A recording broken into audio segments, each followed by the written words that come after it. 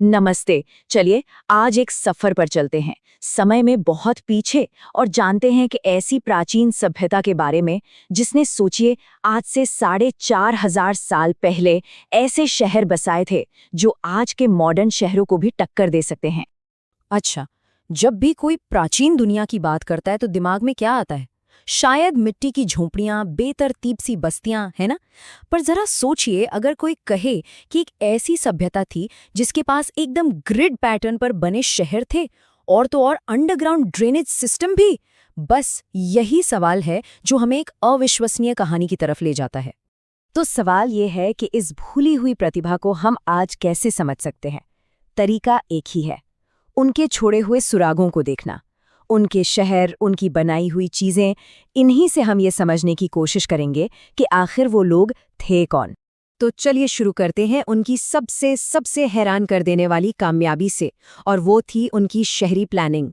सच कहूं तो उनके शहरों का डिजाइन ही उनकी इंजीनियरिंग का सबसे बड़ा सबूत है। और कमाल की बात यह है कि कोई एक फिक्स्ड डिजाइन नहीं था। देखिए, एक तरफ है धोलावीरा, एक अनोखा शहर जो 3 हिस्सों में बटा था और जिसमें चट्टानों को काटकर शानदार आर्किटेक्चर बनाया गया। वहीं दूसरी तरफ है बनावली, एक अंडाकार शहर जिसकी सड़कें किसी पहिए की तीलियों की तरह केंद्र से बाहर की ओर निकलती थी।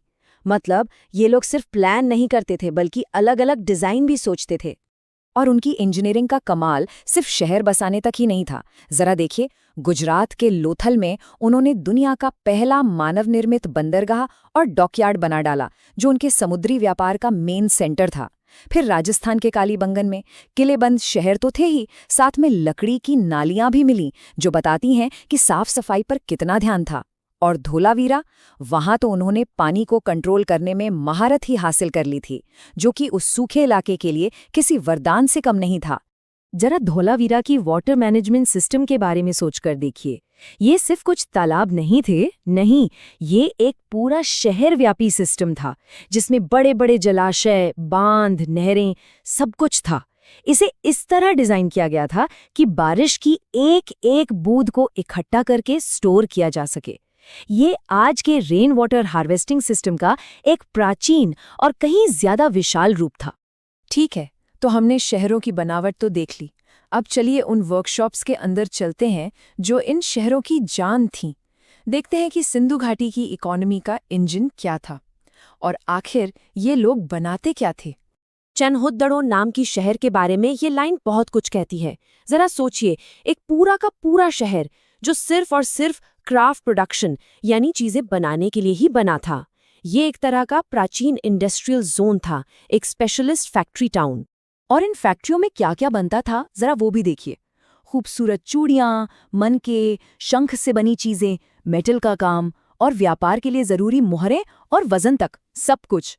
मतलब सुंदर चीजों से लेके मजबूत औजारों तक सब कुछ। ये स्पेशलाइजेशन और प्रोडक्शन का जो स्केल था वो सच में हैरान कर देने वाला है।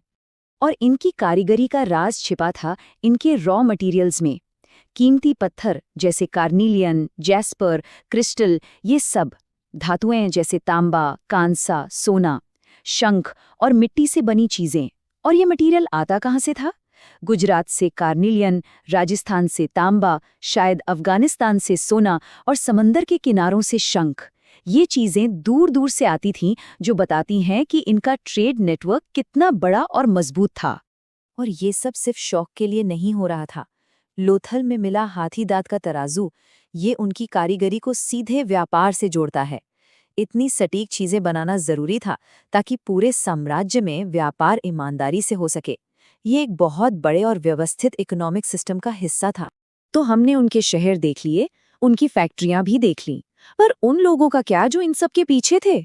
चलिए अब जरा इन चीजों के जरिए उनके रोजमर्रा के जीवन, उनकी संस्कृति और उनकी दुनिया में झांकने की कोशिश करते हैं।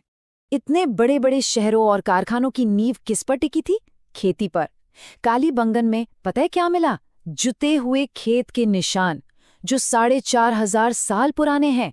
और बनावली में जौ के दानों का इतना बड़ा भंडार मिला है कि पूछिए मत। तो ये साफ है कि खेती ही उनके समाज की बुनियाद थी। और उनकी जिंदगी सिर्फ कामकाज तक ही सीमित नहीं थी, ये बहुत दिलचस्प है। देखिए, एक तरफ कालीबंगन में असली लकड़ी का हल मिला है जो खेती के काम आता था, और फिर बनावली में उसी हल का एक खिलौना भी मिला है। दूसरी तरफ लोथल में शतरंज जैसे खेल के सबूत मिले हैं। मतलब साफ है, उनकी जिंदगी में काम भी था और खेल और मनोरंजन के लिए भी पूरी जगह थी। एक और बड़ी दिलचस्प बात है अग्नि वेदियां। ये कालीबंगन में भी मिली है और लोथल में भी। अब इन दोनों शहरों के बीच सैकड़ों मील का फासला है, फिर भी एक जैसी चीज मिलना क्या बताता है? यही कि कोई साझा सांस्कृतिक या शायद धार्मिक मान्यता थी जो इन अलग अलग शहरों को एक धागे में पिरोए हुए थी, जो इन्हें एक सभ्यता बनाती थी। और जानवरों की दुनिया कैसी थी उनकी? सबूत बताते हैं कि उनके आसपास बारहसिंगा, गैंडे, ऊंट जैसे कई जानवर थे। लोथल में तो तांबे का एक छोटा सा कुत्ता भी मिला है। ये सारी चीजें हमें बताती हैं कि वो एक बहुत ही रिच इकोसिस्टम में रहते थे और जानवरों से उनका गहरा रिश्ता था। लेकिन अब बात करते हैं उस एक खोज की जिस पर आज भी बहस होती है, सुरकोटड़ा में घोड़ों की हड्डियां मिलना। आमतौर पर यह माना जाता था कि घोड़े भारत में बहुत बाद में आए, तो फिर ये हड्डियां वहां क्या कर रही थीं? ये एक ऐसा सवाल है जो इस सभ्यता के बारे में हमारी पूरी समझ को हिलाकर रख देता है। पर उनकी जिंदगी हमेशा इतनी अच्छी नहीं थी। कालीबंगन में एक बहुत शक्तिशाली भूकंप के साफ साफ सबूत मिलते हैं। टूटी हुई दीवारें, अचानक छोड़ दिए गए घर, ये एक याद दिलाता है कि वो इतनी एडवांस होने के बाद भी कुदरत के सामने उतने ही मजबूर थे जितने आज हम हैं। तो इन सारे सुरागों को जोड़ने के बाद तस्वीर क्या बनती है? यही कि सिंधु घाटी सभ्यता एक प्राचीन सुपर पावर थी जो 3 मजबूत खंभों पर खड़ी थी। पहला, वो मास्टर प्लानर थे जो कमाल के शहर डिजाइन करते थे। दूसरा, वो एक्सपर्ट इंजीनियर थे जो पानी को काबू करते थे और व्यापार के लिए बंदरगाह बनाते थे। और तीसरा, वो वर्ल्ड क्लास कारीगर थे जो दुनिया भर से लाए मटेरियल से लाजवाब चीजें बनाते थे। सोचिए, उनके पास योजना से बने शहर थे, जबरदस्त इंजीनियरिंग थी, एक शानदार व्यापार था। लेकिन एक चीज है जो हमारे पास नहीं है, उनकी भाषा। उनकी खूबसूरत लिपि को आज तक कोई पढ़ नहीं पाया है।